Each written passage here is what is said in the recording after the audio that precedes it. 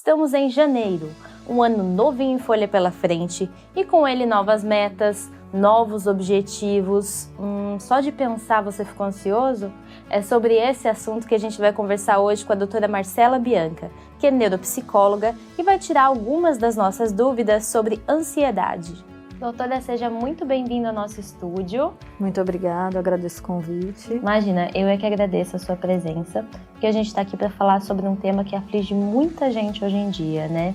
Exatamente. Vamos falar da ansiedade. Exato. E para começar, eu queria saber, doutora, o que é a ansiedade?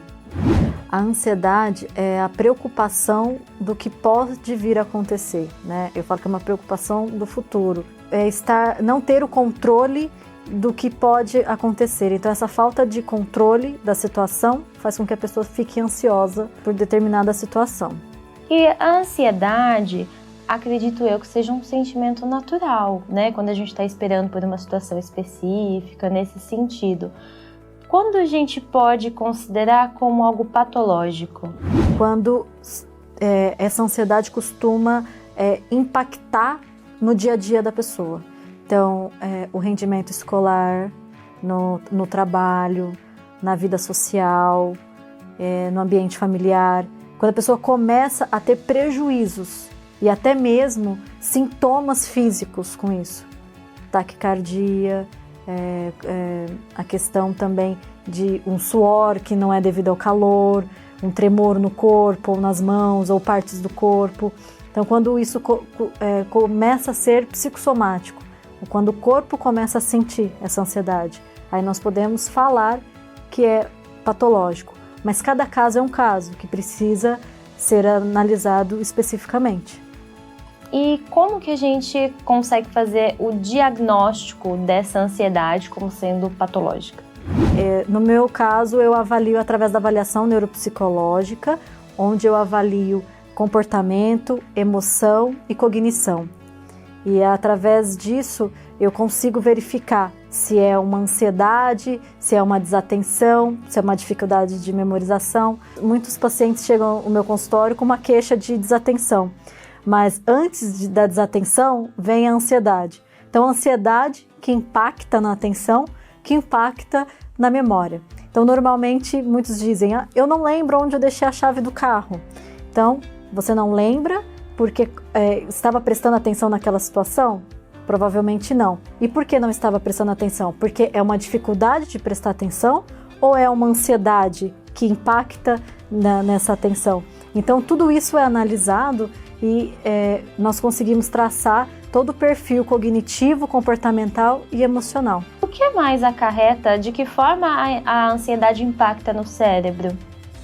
Então, normalmente, nesses aspectos de raciocínio, de memorização, da atenção, né, a dificuldade de se concentrar em alguma atividade.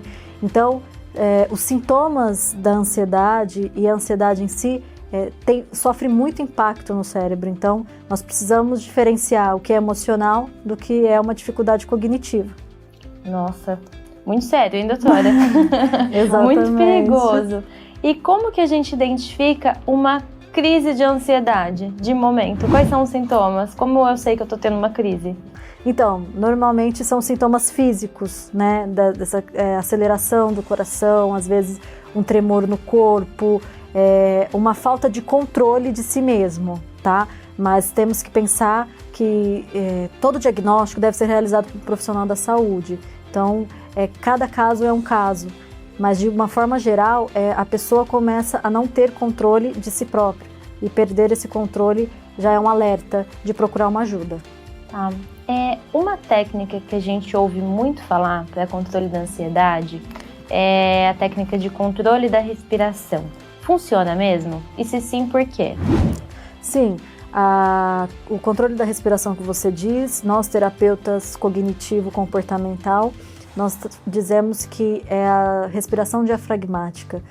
E através dessa respiração é o momento de autopercepção. E é onde a pessoa para, respira e sim, diminui a ansiedade.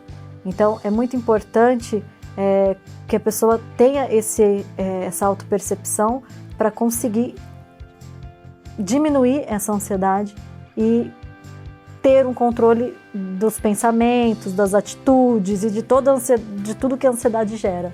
A ansiedade, doutora, ela tem cura? Eu posso chamar dessa forma? Eu posso falar cura? Tem como fugir dela para sempre? É difícil falar de cura, né? Nós falamos de diminuir os sintomas, porque a gente não pode generalizar.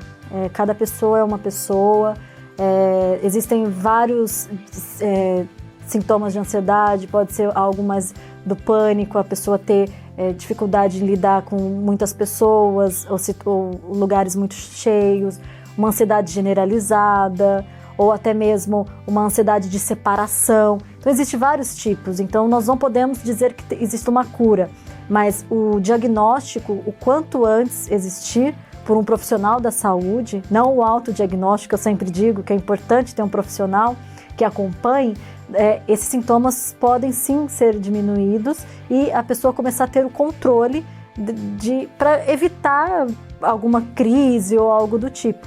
Eu acho que é importante procurar uma ajuda para, o quanto antes, evitar crises ou algo pior. Você falou em procurar ajuda, doutora.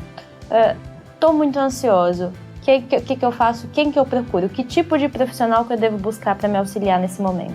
Então, lidando com emoções, né, que a ansiedade é uma emoção, né, eu indico um psicólogo ou um psiquiatra que são profissionais adequados para lidar com esses sintomas.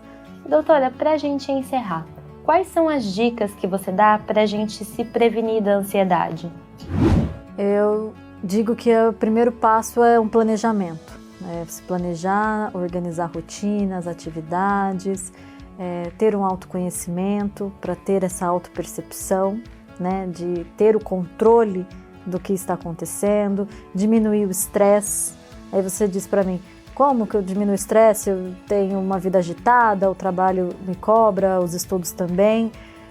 A partir desse autoconhecimento, desse autocontrole é possível. Então, eu acho que a diminuição do estresse, dormir bem é muito importante, se alimentar bem, praticar atividade física, né? A liberação de hormônios faz muito bem também para o cérebro e para as emoções. E a respiração, eu acho que é fundamental, mas não é simplesmente respirar, é respirar tranquilamente e expirar. Perfeito. E com uma respiração tranquila, a gente encerra aqui essa entrevista com a doutora Marcela Bianca. Muito obrigada, doutora, pela sua participação, por ter sanado as suas dúvidas. Se você gostou desse conteúdo, curta e compartilhe com seus amigos. Continue nos acompanhando nas redes sociais e até a próxima!